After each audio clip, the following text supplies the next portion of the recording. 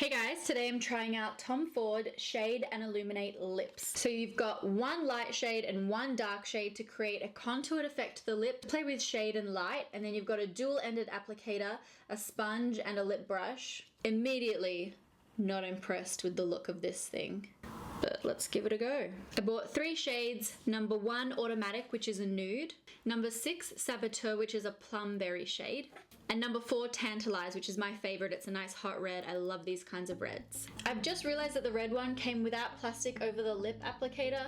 It doesn't look like it's been used, so I guess it's not a big deal, but all the other ones came with plastic over the applicators, so what does that mean? Maybe I will get tinea of the mouth, who knows. So I bought it on the Net-a-Porter website. There's 6 different shades, but I'm just gonna go to the Tom Ford website to get all the information. So right here, I should have a high pigmentation product with a velvet matte finish, and apparently it's a powder to jelly formulation. I'm just gonna stick my finger in one.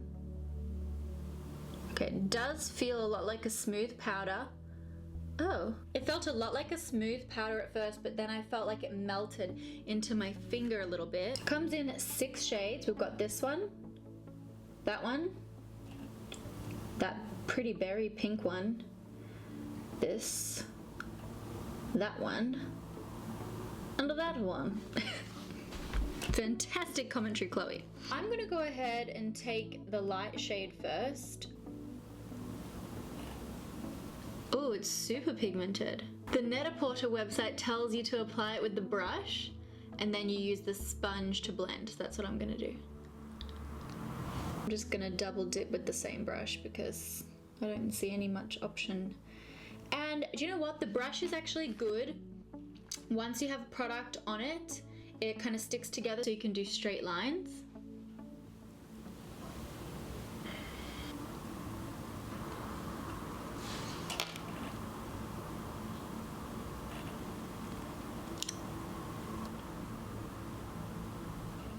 And then I can blend it in.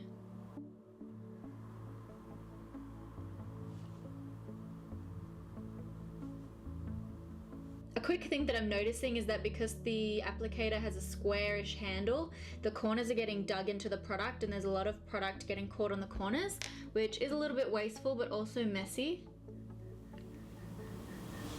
It came out quite nice. I do think it's almost emphasized a little bit of dryness that I have on my lower lip as well as there on my upper lip, but I think the color is really nice. It's a super lightweight formula. I like that you can customize the shades. Feels really comfy. I do just think it's going to be a little bit of a shit to reapply. I feel like I would rather have a dual-ended lipstick stick rather than a little palette, but that's just me. So let me wipe this off and try the next shade.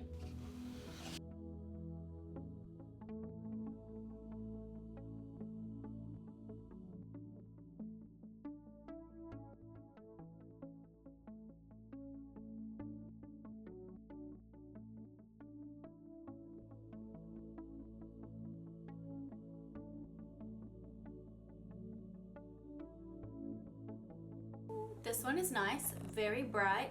I really don't want to take this one off. Honestly, it is such a thin layer of lipstick, but super pigmented. And depending on how much you apply, it is probably a semi-matte finish. As you can see, it's a bit shiny around the rim, but I think I have a bit more lipstick applied there than I do, for example, here, where it is matte. A quick little dab sets it back to be pretty matte.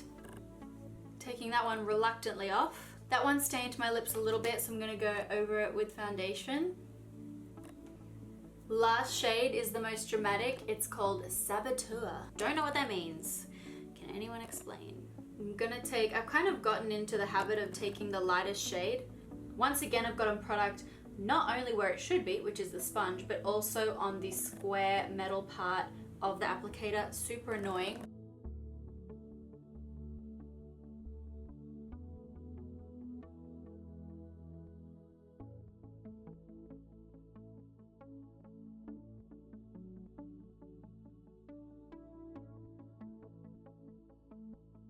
So there's that deep shade. Lord, that looks good. I feel like it's not as matte because I end up putting a little bit more on.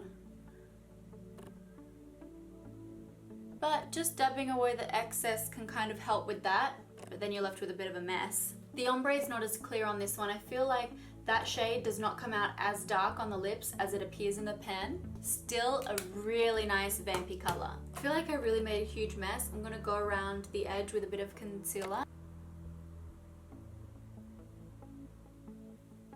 None on my teeth, which is good. It's passed that test. It's not glooping anywhere. Only the nude shade really like got stuck in the dry parts of my lips, so I'm pretty impressed with how that all goes. This is definitely a fun new lip product. Be a bit careful with what shades you pick. Try to pick ones with more of a contrast between the light and dark if you are looking for the contour highlighting effect, because I didn't really see it with this dark shade. Still, it's a really pretty color, but for 60 bucks, I want to get what I'm expecting. So yeah, I paid $60 US for this, which would equate to like over 70 Australian dollars. I couldn't order it from the Australian Net-a-Porter. I had to order it from US Net-a-Porter. So it took a little bit longer, it was a little bit more expensive, but at least I was able to order this from overseas, because a lot of the time the products that are on the US website that aren't on the Australian one can't even be shipped. For example, Christian Louboutin lipsticks cannot be shipped to Australia from Net-a-Porter America. So I was happy that I managed to slide these through. I do think they're really nice, quite innovative. The only other brand that I've seen do something like this that I can think off the top of my head is Benefit.